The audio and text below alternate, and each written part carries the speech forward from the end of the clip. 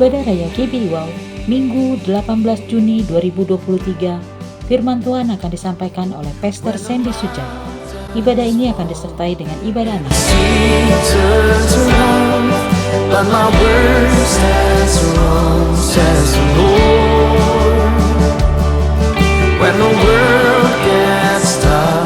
Raya GBI Minggu 25 Juni 2023, firman Tuhan akan disampaikan oleh Pastor Reo Panggabean. Ibadah ini akan disertai dengan ibadah anak.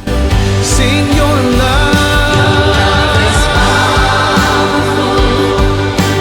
We shall bow, your love is mighty. The earth will shake, your grace abounds in us. More than enough for me. Bagi Anda yang ingin memberikan persembahan, perpuluhan atau diakonia, dapat transfer ke nomor rekening BCA atas nama GBI atau Anda dapat scan QR yang tertera pada layar.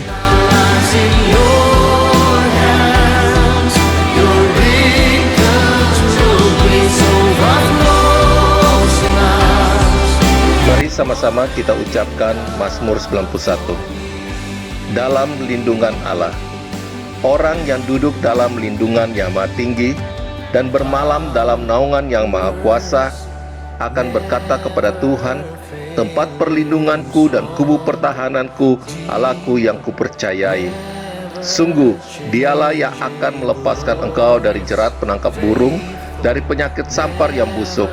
Dengan kepaknya ia akan melindungi engkau, di bawah sayapnya engkau akan berlindung. Kesetiaannya ialah perisai dan pagar tembok.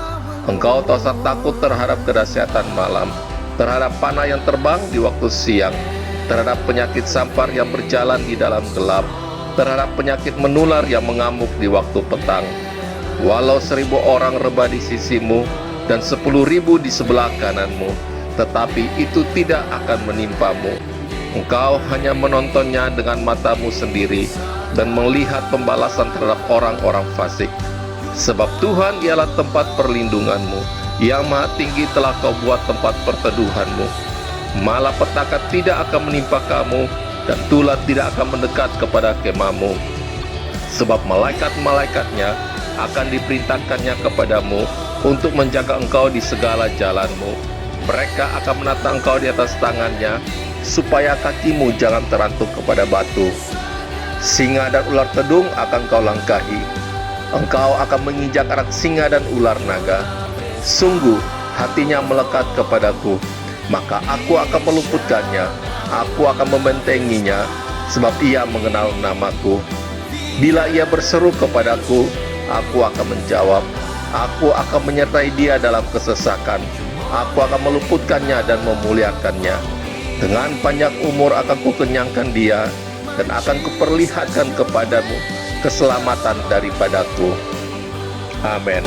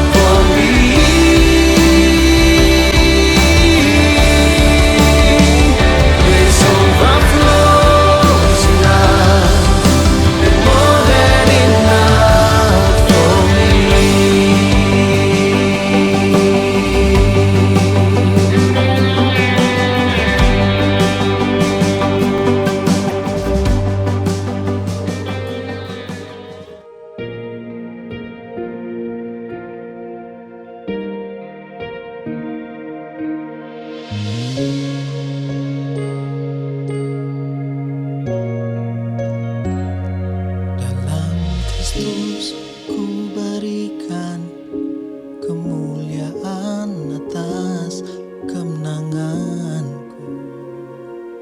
Sungguh ku terpesona akan kemuliaan dan kuasa-Mu.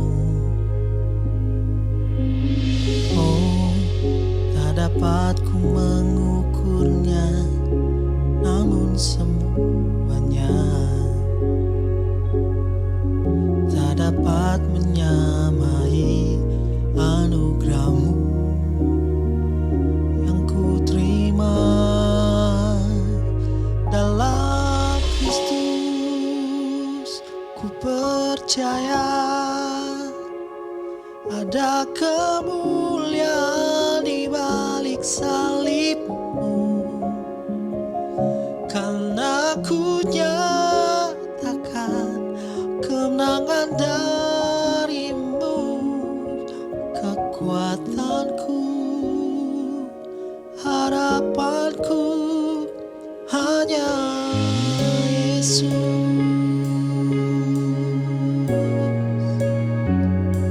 Dalam Kristus ku berikan kemuliaan atas kemenanganku. Sungguh ku terpesona akan kemuliaan dan kuasa-Mu.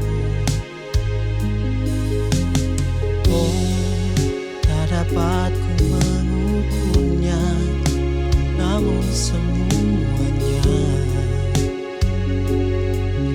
tak dapat menyamai anugerah-Mu yang ku terima dalam Kristus. Ku percaya ada kemuliaan di balik salibmu, karena ku nyatakan kemenangan darimu. Kekuatanku, harapanku dalam Kristus. Ku percaya ada kemuliaan di balik salibmu, karena ku nyatakan kemenangan darimu. Kekuatanku, harapanku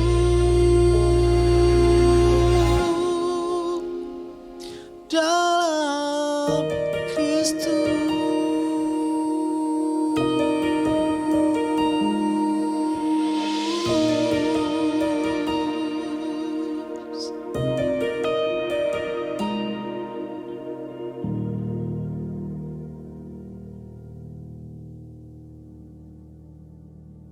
Shalom semuanya. Pada waktu Tuhan Yesus ditanya oleh murid-muridnya tentang tanda kedatangannya dan tanda kesudahan dunia ini, Tuhan Yesus menjawab dalam Lukas 21 ayat 11 bahwa salah satunya adalah penyakit sampar. Sampar dapat diartikan sebagai pandemi. Jadi COVID-19 ini adalah salah satu tanda dari kedatangan Tuhan Yesus kembali dan tanda kesudahan dunia ini.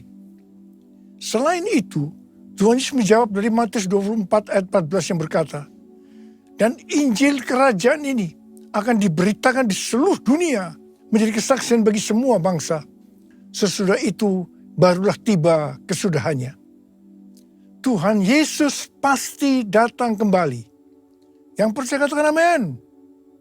Karena itu Dia memberikan amanat agung kepada kita, yaitu agar kita pergi dan menjadikan semua bangsa itu murid Tuhan Yesus. Hal ini juga berarti agar terjadi penemuan jiwa besar-besaran sebelum Tuhan Yesus datang kembali. Sekarang kita akan melihat bagaimana proses untuk menyelesaikan amanat agung atau proses penemuan jiwa yang terbesar dan yang terakhir sebelum Tuhan Yesus datang kembali. Untuk menyelesaikan amanat agung tidak bisa dengan kekuatan sendiri. Karena itu pesan terakhir Tuhan Yesus sebelum naik ke surga kepada murid-muridnya, yang juga berarti kepada kita semua. Dalam Kisah Para Rasul 1:8. Tetapi kamu akan menerima kuasa kalau Roh Kudus turun ke atas kamu. Dan kamu akan menjadi saksiku di Yerusalem dan di seluruh Yudea dan Samaria, dan sampai ke ujung bumi. Jadi untuk menyelesaikan amanat agung, kita harus menerima kuasa dari Roh Kudus yang turun ke atas kita. Setelah itu, dengan disaksikan para muridnya, Tuhan Yesus naik ke sorga. Setelah Tuhan Yesus naik ke sorga, 120 murid Tuhan Yesus berkumpul di kamar loteng Yerusalem. Mereka melakukan ini karena Tuhan Yesus memerintahkan agar mereka tidak meninggalkan kota Yerusalem sebelum diperlengkapi dengan kekuasaan dari tempat tinggi. Tuhan Yesus berkata, sebab Yohanes membaptis dengan air, tetapi tidak lama lagi kamu akan dibaptis dengan Roh Kudus. Apa yang dilakukan 120 murid di kamar loteng? Alkitab berkata bahwa mereka semua bertekun dengan sehati dalam doa bersama-sama. Artinya mereka berdoa, memuji dan menyembah Tuhan dalam unity siang dan malam. Ini adalah prinsip restorasi Pondok Daud. Ini adalah prinsip menara doa. Setelah 10 hari mereka melakukan hal ini, maka pada hari raya Pentakosta, tiba-tiba turunlah dari langit suatu bunyi seperti tiupan angin keras yang memenuhi seluruh rumah di mana mereka duduk. Dan tampaklah lidah-lidah seperti nyala api yang bertebaran dan hinggap pada mereka masing-masing. Maka penuhlah mereka dengan Roh Kudus. Lalu mereka mulai berkata-kata dalam bahasa-bahasa lain seperti yang diberikan oleh Roh itu kepada mereka untuk mengatakannya. Itu adalah bahasa Roh.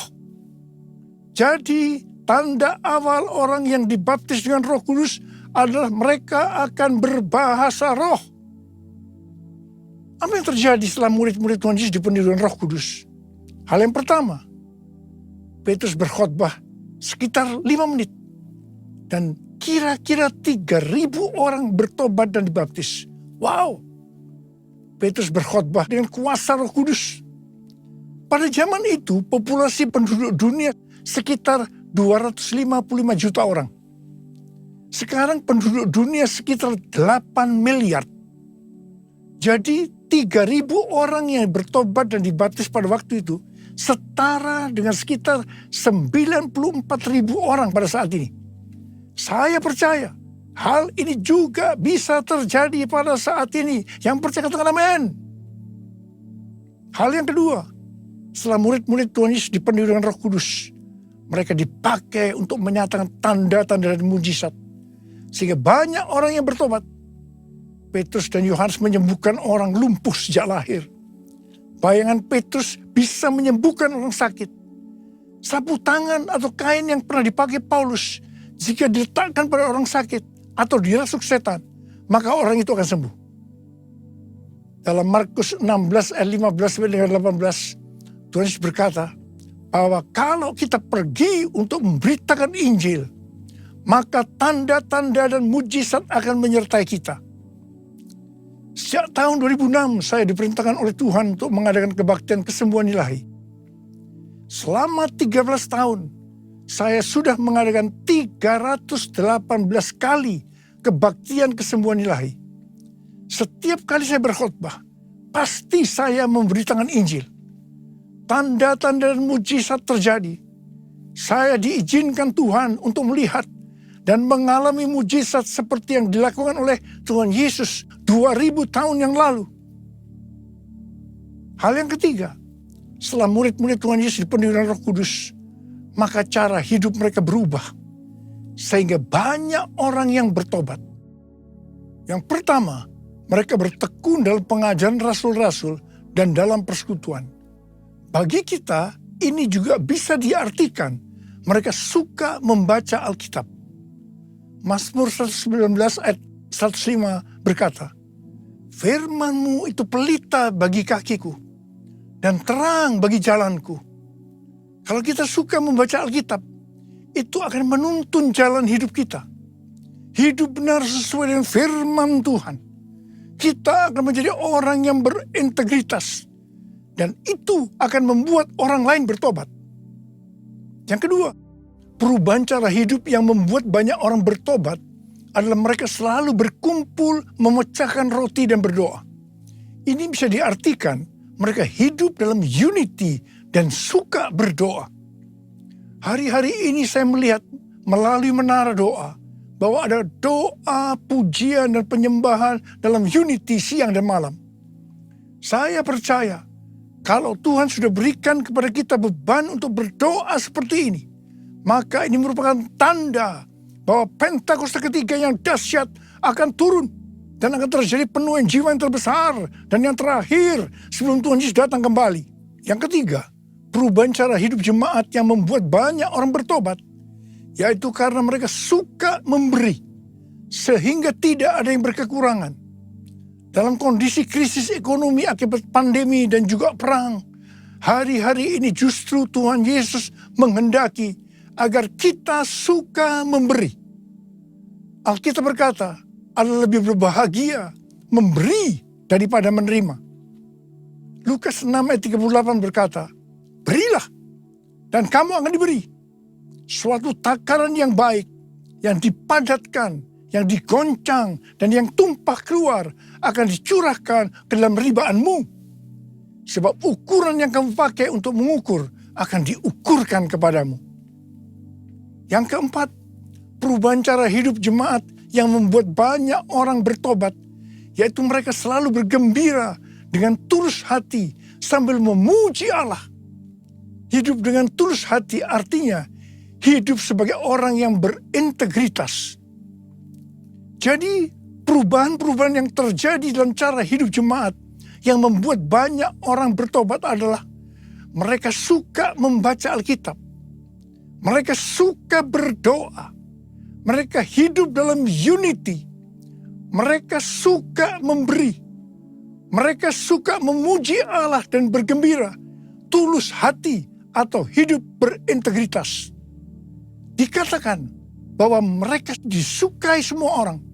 Dan tiap-tiap hari jumlah orang yang diselamatkan bertambah. Haleluya! Haleluya! Terpujilah Tuhan, haleluya. Terpujilah Tuhan, haleluya. Terpujilah Tuhan. Yesus, aku percaya. Yesus, aku percaya. Yesus, aku percaya. Yesus, aku percaya. Kau pulihkan, sembuhkan, mujizat di dalam hidupku. Haleluya, terpujilah Tuhan, haleluya, terpujilah Tuhan, haleluya, terpujilah Tuhan, terpujilah Tuhan, terpujilah Tuhan. Haleluya. Saya percaya mereka menganggap bahwa pola penuaian jiwa hanya seperti itu. Mereka sebagai orang-orang percaya hidup dalam zona nyaman.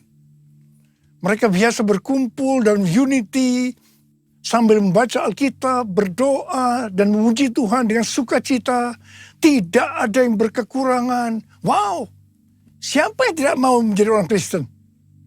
Tetapi ternyata supaya penuaian jiwa bertambah besar, Tuhan izinkan proses berikutnya terjadi. Yaitu aniaya menimpa jemaat di Yerusalem. Selain rasul-rasul, maka mereka harus lari meninggalkan Yerusalem. Mereka pergi ke Yudea dan Samaria sambil memberitakan Injil.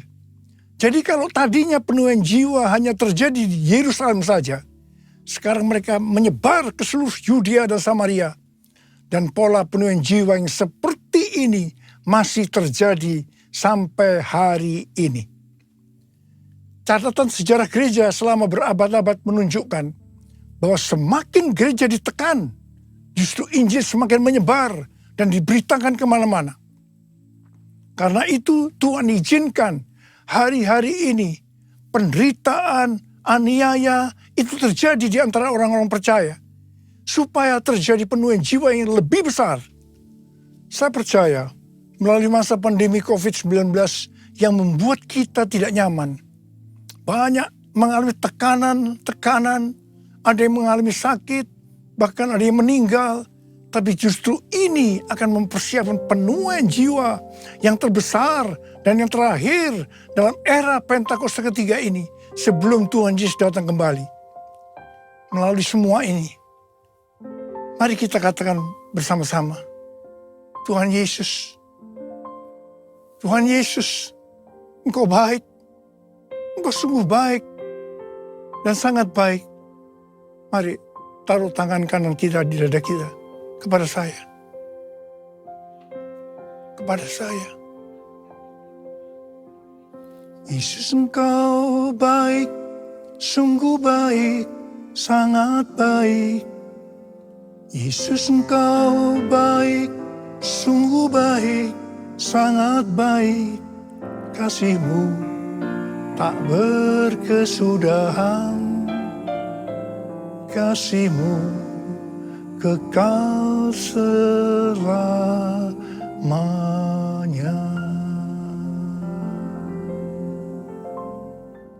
Ternyata pola penuaian yang terjadi di atas belum menyelesaikan rencana Tuhan, karena selain penuaian jiwa harus terjadi di Yerusalem, seluruh Yudea dan Samaria, tetapi juga harus sampai ke ujung bumi. Tuhan mempunyai cara untuk membuat penuaian jiwa itu sampai ke ujung bumi, yaitu dengan terjadinya perubahan paradigma dalam pelayanan. Selama ini pengertian tentang keselamatan hanya untuk orang-orang Yahudi saja. Tetapi melalui peristiwa Kornelius, di mana Petrus diutus oleh Tuhan untuk mendatangi Kornelius yang bukan orang Yahudi, untuk memberitakan jalan keselamatan, akhirnya mereka mengerti bahwa ternyata keselamatan bukan hanya untuk orang-orang Yahudi saja, tetapi untuk semua bangsa. Dan ini mengakibatkan terjadinya penuaian jiwa besar-besaran. Haleluya! Jadi mereka tidak hanya mengabarkan Injil di Yerusalem, Yudea, dan Samaria saja. Tetapi sekarang mereka, termasuk kita juga, pergi ke seluruh dunia. Proses perubahan paradigma dalam pelayanan itu tidak mudah. Petrus harus diyakinkan oleh Tuhan. Kalau Tuhan berkata halal, jangan kamu berkata haram. Orang-orang yang bukan Yahudi adalah haram di mata orang Yahudi. Proses itu masih terus berlanjut untuk memberikan pengertian kepada orang-orang Yahudi, golongan bersunat, dan juga orang-orang Farisi yang sudah bertobat, di mana mereka berpendapat bahwa orang yang bukan Yahudi, yang percaya kepada Tuhan Yesus, harus disunat dan diwajibkan mengikuti hukum-hukum Musa. Tetapi melalui sidang di Yerusalem, akhirnya mereka mengerti dan bisa menerima bahwa keselamatan bukan hanya untuk orang-orang Yahudi saja, tetapi untuk semua bangsa. Katakan amin.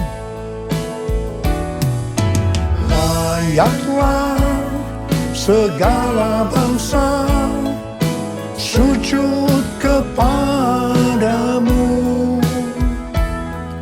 sebab Kau Allah yang kudus, layak disembah.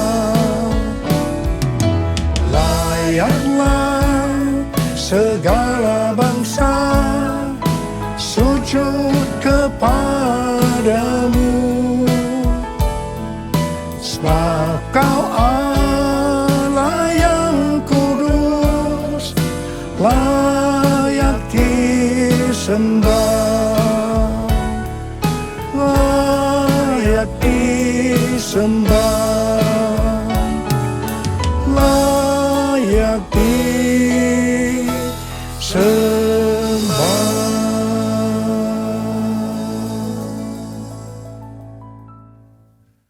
Kita diingatkan bahwa tema tahun 2022 yang lalu adalah tahun paradigma yang baru.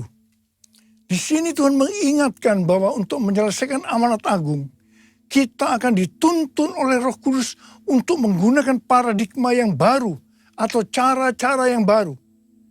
Tahun 2023 adalah tahun untuk bangkit dan jadi pemenang. Kita harus lebih peka terhadap tuntunan Tuhan supaya menjadi pemenang.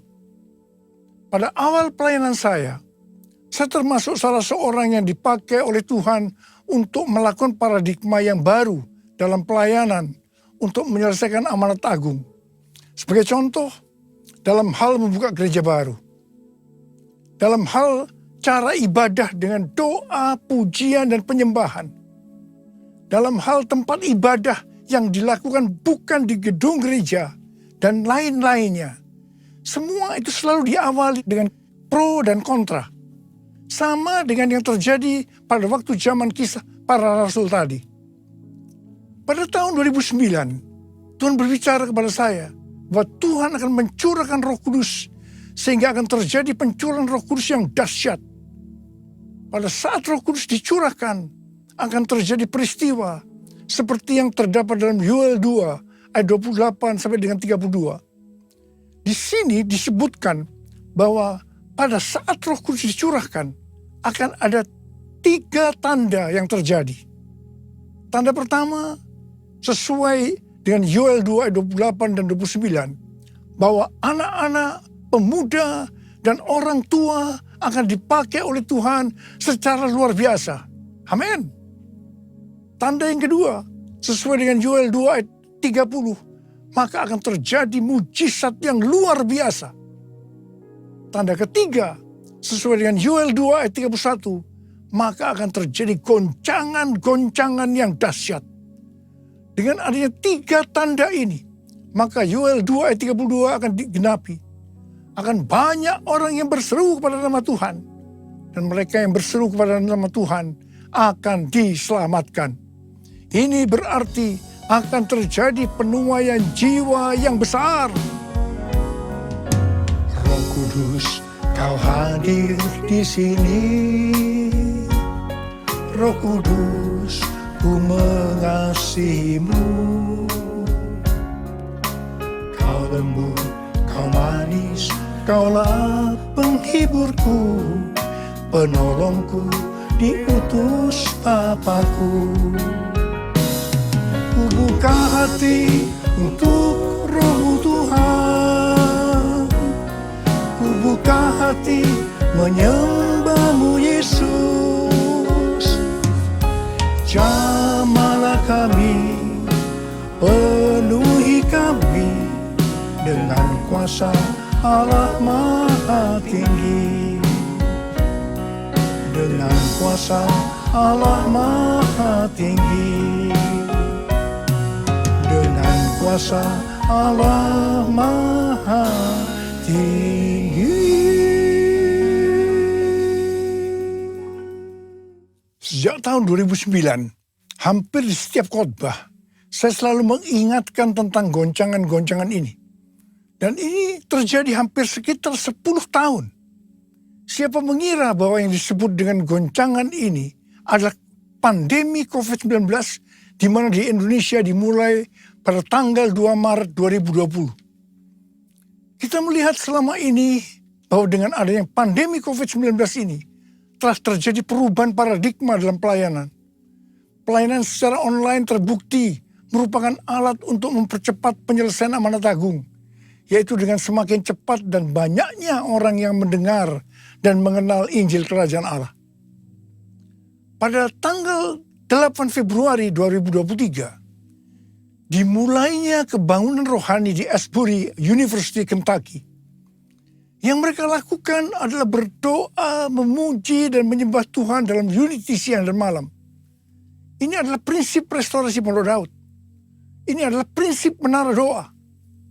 Kebangunan rohani ini menyebar ke kampus-kampus lain di Amerika Serikat. Seperti di Lee University, Oral Roberts University, dan lain-lain. Berita kebangunan rohani melanda ke seluruh dunia. Revival di Asbury University ini merupakan bagian dari penggenapan Pentakosta ketiga, di mana Tuhan melawat generasi Yeremia, yaitu anak-anak muda yang dipenuhi Roh Kudus, cinta mati-matian kepada Tuhan Yesus, tidak kompromi terhadap dosa, dan akan memenangkan banyak jiwa.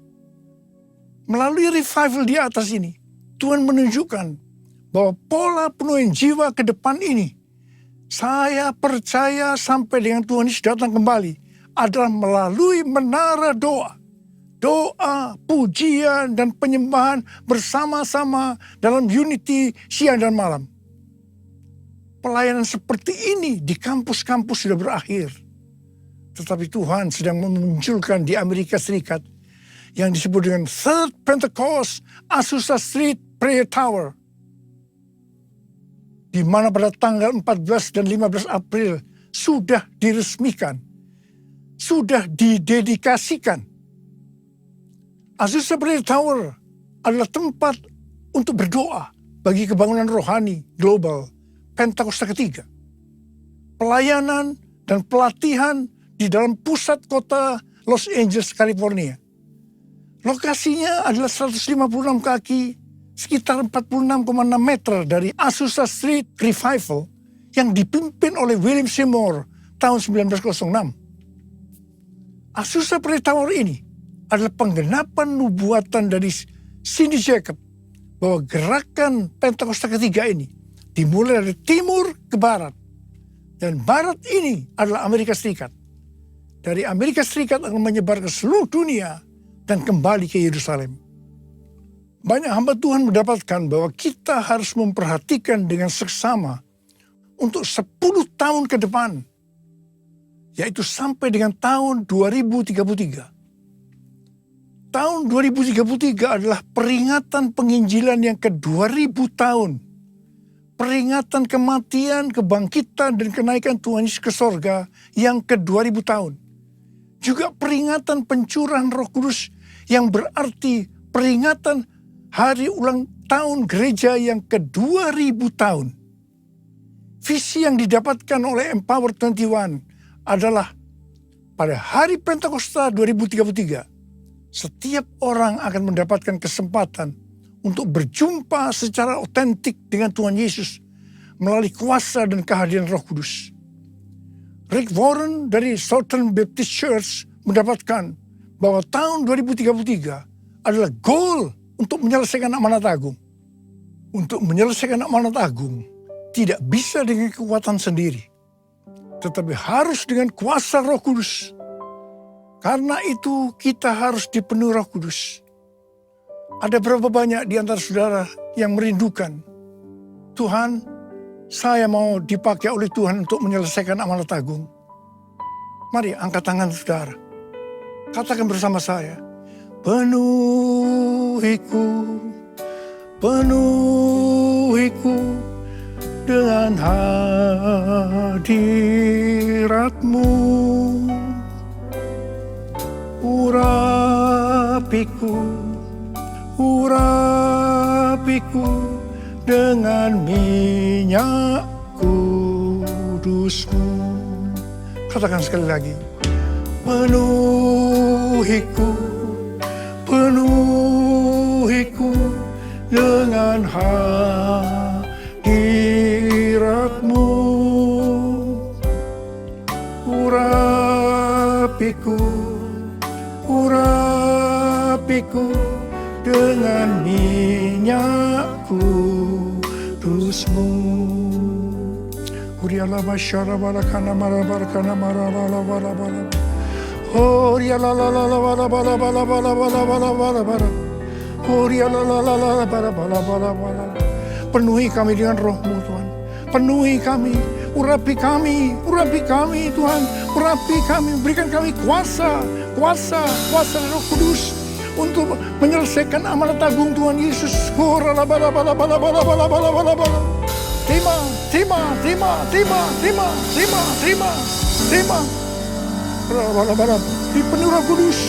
Dipenuhi Roh Kudus, penuh Roh Kudus.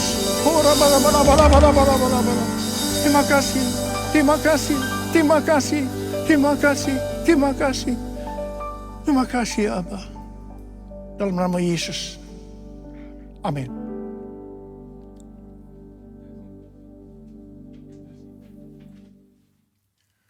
Mari, saudara-saudara semua, kita akan masuk dalam perjamuan kudus. Kita akan mengingat ayat ini. Sebab setiap kali kamu makan roti ini dan minum cawan ini, kamu memberitakan kematian Tuhan sampai ia datang. Perjamuan kudus adalah perjamuan Tuhan Yesus sendiri. Setiap kali kita masuk dalam perjamuan kudus, Tuhan Yesus selalu berkata kepada kita, biarlah ini menjadi peringatan akan aku. Karena itu, mari arahkan hati kita kepada kebaikan Tuhan. Kita akan mengingat kebaikan Tuhan. Mari turunkan kepala. Bapa, siapakah kami sebelum kami mengenal Engkau? Kami semua orang berdosa. Upah dosa adalah maut, mati. Tempatnya di neraka. Tapi Engkau yang tidak berdosa, telah dijadikan dosa oleh karena kami. Engkau harus turun dari surga mulia. Mati ganti kami dengan penderitaan yang luar biasa. Sungguh kalau kami pikirkan ya Tuhan, betapa baiknya Engkau itu. Engkau jadikan kami sebagai anak-anak-Mu. Engkau berkati, Engkau tuntun, Engkau bela, Engkau sembuhkan kami. Engkau penuhi kami dengan Roh-Mu. Terima kasih Bapa. Engkau juga tegur kalau kami salah ya Tuhan. Engkau hajar kami. Itu Engkau ya Aba. Itu Engkau ya Aba. Tuhan akan memberkati kita semua melalui perjamuan kudus. Tapi Tuhan mau kita makan dan minum dengan cara yang benar. Karena itu masing-masing berdoa. Introspeksi, lihat keadaan dirimu masing-masing. Jangan menyimpan dosa. Kalau ada dosa yang Tuhan ingatkan saat ini, langsung minta ampun. Minta ampun, minta ampun. Supaya kita diberkati, supaya kita diberkati oleh Tuhan. Ampuni, ampuni ya Tuhan. Ampuni, ampuni anak-anak-Mu semua. Ampuni kami semua ya Tuhan. Ampuni. Bapa layakkan kami untuk masuk dalam perjamuan kudus. Kami akan masuk dalam perjamuan kudus dengan hati yang penuh dengan ucapan syukur. Dalam nama Yesus kami berdoa. Amin.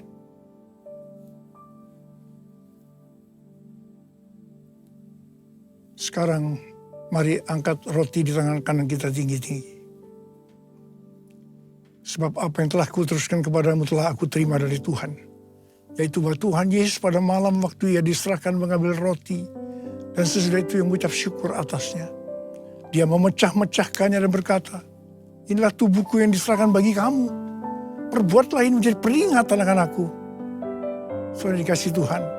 Bukankah roti yang kita pecah-pecahkan ini adalah persekutuan kita dengan tubuh Kristus. Mari kita makan dalam nama Yesus.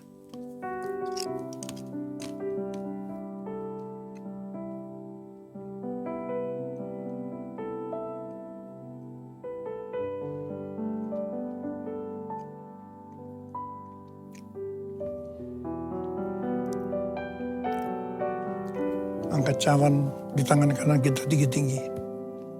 Demikian juga ia mengambil cawan sesudah makan lalu berkata, cawan ini adalah perjanjian baru yang dimeteraikan oleh darahku. Perbuatlah ini setiap kali kamu meminumnya menjadi peringatan akan aku. Saudara yang kasih Tuhan, bukankah cawan pengucapan syukur yang atasnya kita ucapkan syukur adalah persekutuan kita dengan darah Yesus? Mari kita minum dalam nama Yesus.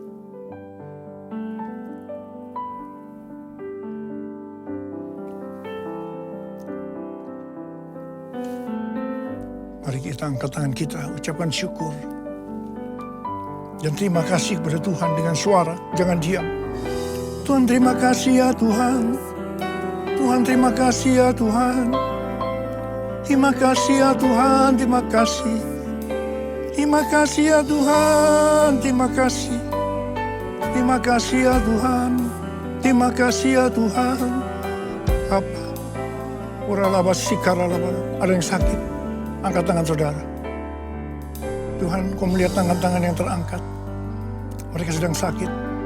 Mereka mengalami masalah demi masalah. Dalam nama Yesus, sembuh. Terjadi kesembuhan saat ini. Sembuh dalam nama Yesus. Sembuh dalam nama Yesus. Sembuh. Sembuh.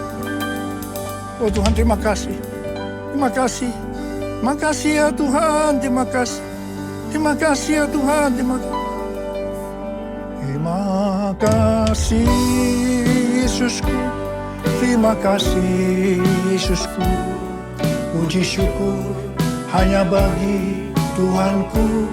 Terima kasih Yesusku, terima kasih Yesusku. Puji syukur hanya bagi Tuhanku. Terima kasih. Terima kasih Yesusku, terima kasih Yesusku. Puji syukur hanya bagi Tuhanku. Terima kasih Yesusku, terima kasih Yesusku. Puji syukur hanya bagi Tuhanku. Puji syukur hanya bagi Tuhanku. Puji syukur hanya bagi Tuhanku.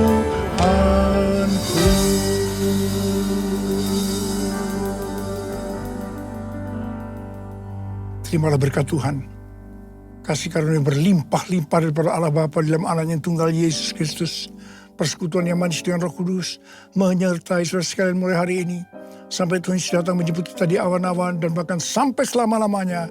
Yang percaya bersama-sama katakan, Amin.